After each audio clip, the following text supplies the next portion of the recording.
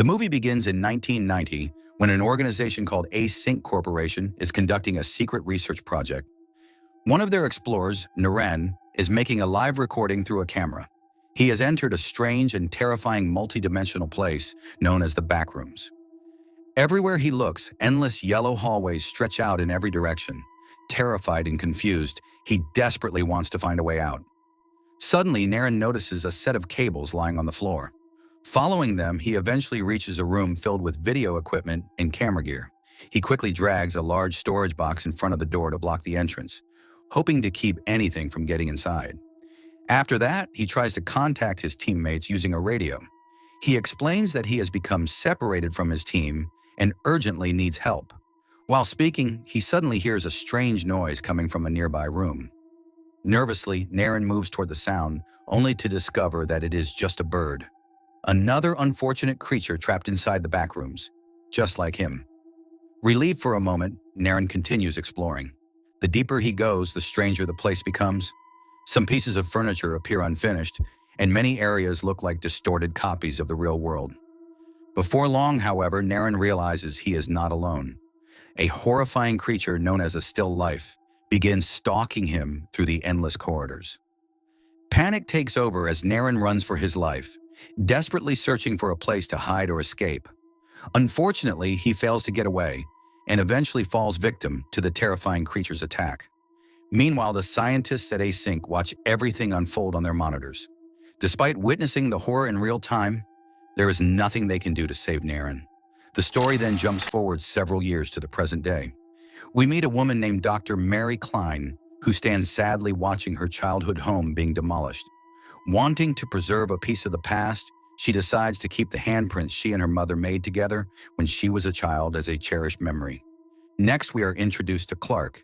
His wife has recently left him, and since then he has been struggling with severe alcoholism and emotional instability.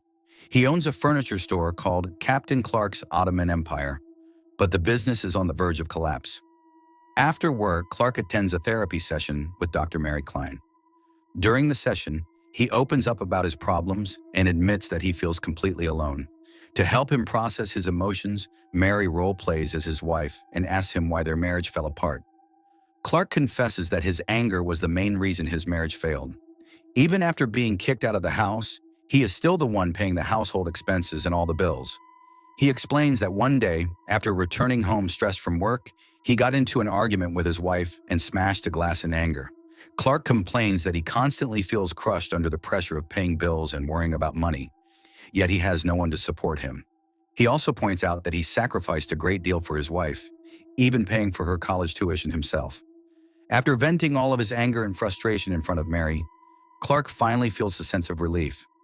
Later, dressed as a pirate named Captain Clark, he teams up with his assistant manager Kat and her boyfriend Bobby to shoot a commercial for his store. The goal is to attract new customers by offering special discounts. However, everything quickly falls apart when the chair Clark is sitting on suddenly breaks during the shoot. Later, Clark meets with an electrician to fix the store's electrical issues. Even though the shop is practically on the verge of closing, the electricity bills remain unusually high. Together, they head down into the basement to locate the electrical panel.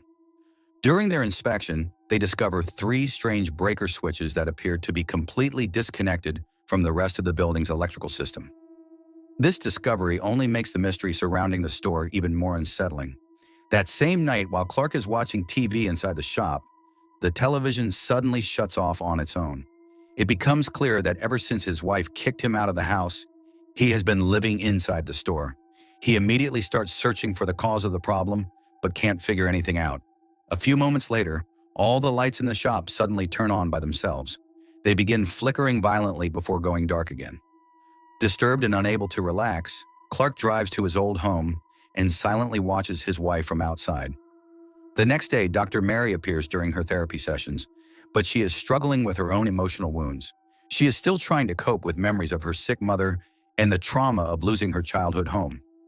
The following night, Clark settles down once again to watch TV in the store. Suddenly, a strange blue room flashes across the screen for less than a second before everything returns to normal. That brief glimpse is enough to convince Clark that something unnatural is happening inside the building. Determined to uncover the truth, he begins investigating on his own, and heads back down to the basement to examine the fuse box. He shuts off every switch, plunging the entire store into darkness. That's when he notices a mysterious light shining from inside one of the walls. Drawn toward it, Clark reaches out and touches the wall, only to pass straight through it. On the other side, he finds himself in the same yellow backrooms that were shown at the beginning of the movie. Completely shocked, Clark realizes that the wall functions like a portal, allowing travel between two different worlds. Driven by curiosity, he ventures deeper into the backrooms. There he discovers a massive pile of furniture that looks remarkably similar to the displays from his own store. Carefully, he begins exploring the endless, eerie hallways. During his search, he comes across the same dead bird that was shown at the start of the film. Wandering through the area, he comes across a strange statue that is playing an old audio recording. Nearby, he discovers a passageway littered with abandoned belongings. The items appear to belong to the researcher Naren, the same man who mysteriously vanished at the beginning of the story. Following the path, Clark enters another room. There he notices shoes and chairs half sunken into the floor, as if they had been left unfinished while being created. Suddenly, he hears a distant sound echoing through the darkness. Driven by curiosity, he moves toward it and calls out, asking if anyone is there. But then he sees something absolutely horrifying and immediately decides to back away.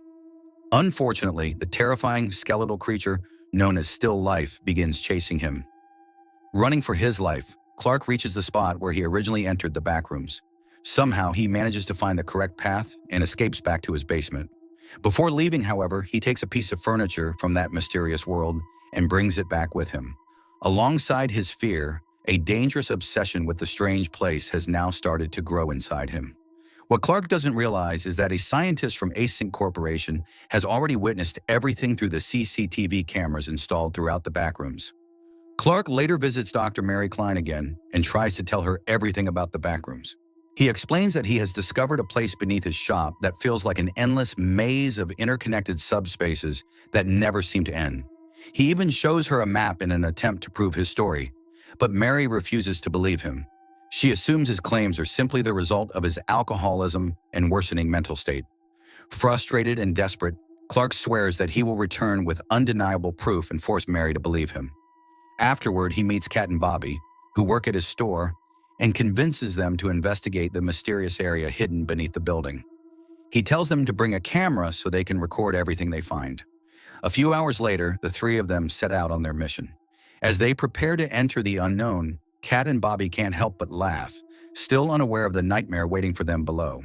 When Clark says he can actually walk straight through walls, everyone laughs in disbelief, but their laughter instantly fades when Clark steps directly into the wall right in front of them and disappears. Both of them are terrified. Still, Clark encourages them to come inside as well.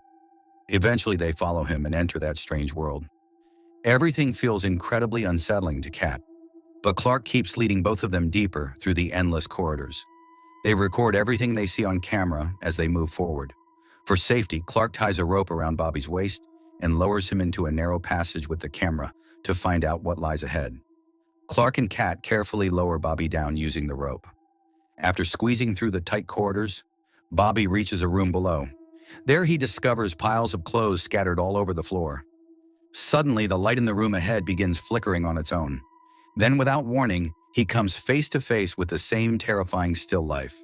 Horrified, Bobby immediately turns and runs. When he finally gets back up, he warns Clark that something extremely dangerous is lurking below. But before anyone can react, the rope tied around Bobby suddenly goes taut. The Still Life begins dragging him downward. Clark and Kat do everything they can to save him, but Bobby is eventually pulled screaming into the darkness. A moment later, Clark and Kat are attacked as well.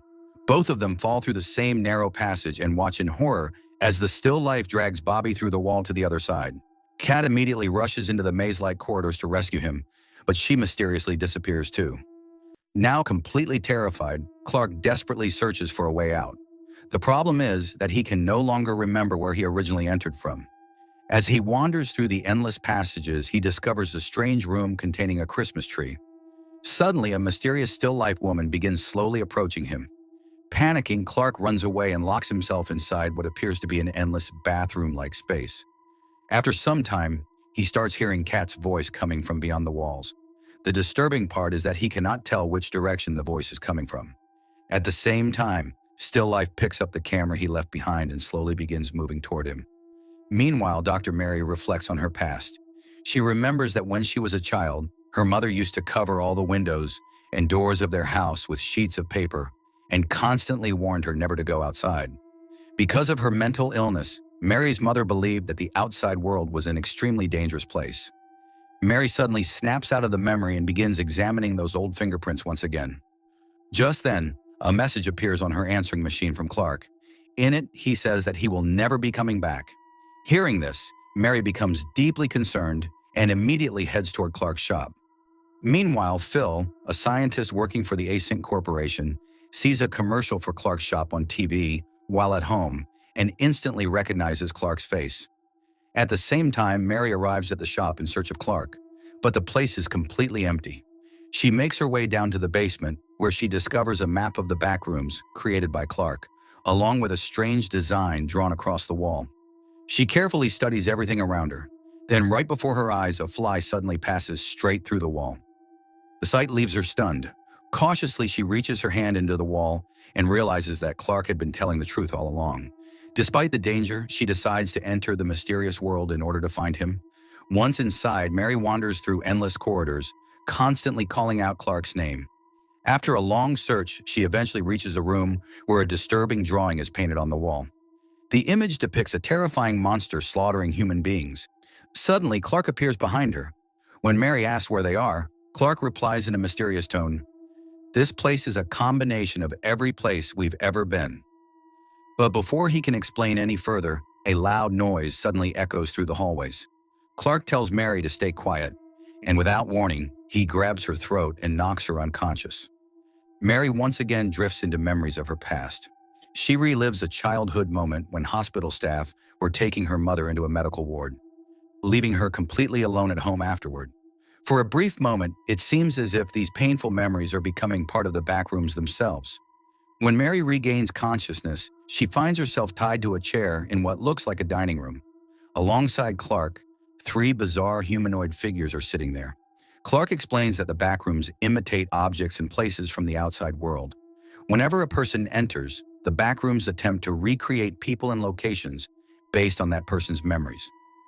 However, the copies are never perfect and always emerge in a twisted, distorted form.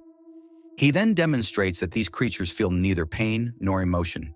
In fact, they have become nothing more than a source of food for him. Finally, Clark opens a refrigerator and reveals Kat's severed head to Mary. This makes it clear that Kat has already been killed inside the Backrooms. Terrified, Mary begs Clark to let her go. But Clark only wants to hear one thing, that the collapse of his marriage was not his fault. He then pulls a strand of hair from the head of a nearby still-life woman and places it on Mary, imagining that she is his wife. Treating her as if she were the woman he lost, he begins desperately apologizing. Over and over again, he insists that he did everything he could to save their relationship.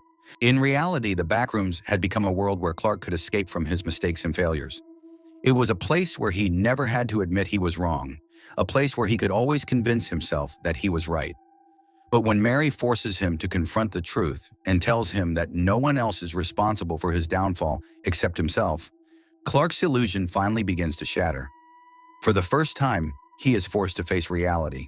Overcome with emotion, he decides to set Mary free. But at that very moment, the still-life woman standing behind him suddenly runs away.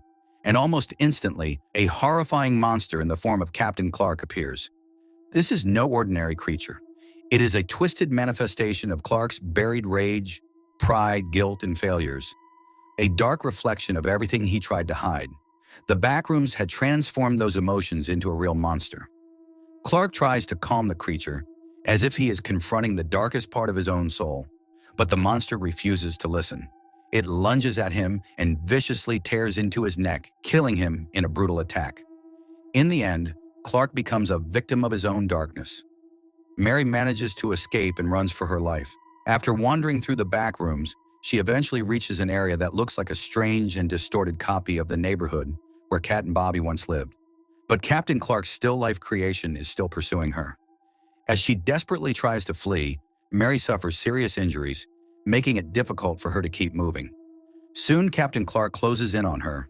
In a desperate attempt to survive, Mary squeezes through a narrow passage and reaches a high platform.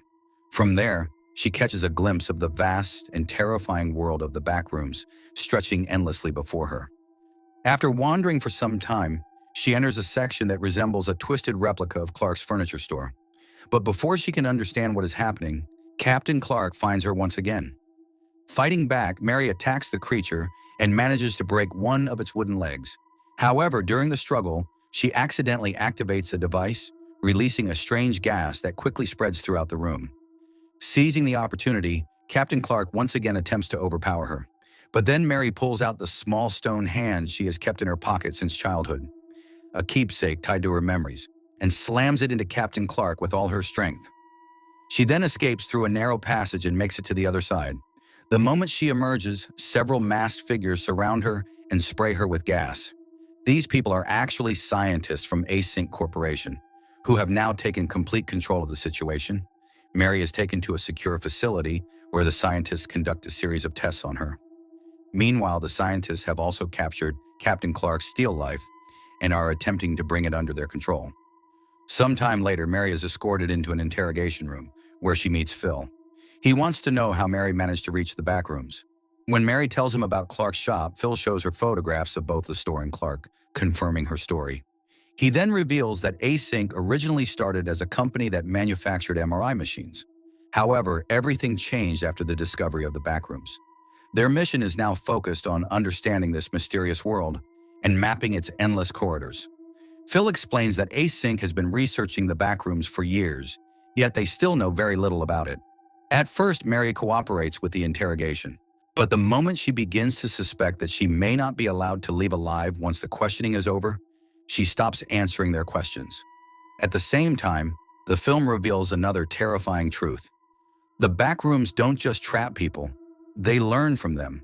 They absorb human memories, emotions, and psychological trauma, then begin creating distorted imitations based on them. Now, the Backrooms are doing the same thing to Mary. Slowly, new rooms begin to appear, each one shaped by her memories. But as always, these copies are never quite right. Everything looks slightly broken, slightly distorted, and deeply unsettling, as if something is trying to recreate human memories without truly understanding them. The result is a nightmare version of reality. The Backrooms have even begun creating a twisted steel-life replica of the interrogation room itself, along with a distorted copy of Mary sitting inside it. And with that chilling revelation, the movie comes to an end. I hope you enjoyed the story. If you did, don't forget to subscribe to the channel.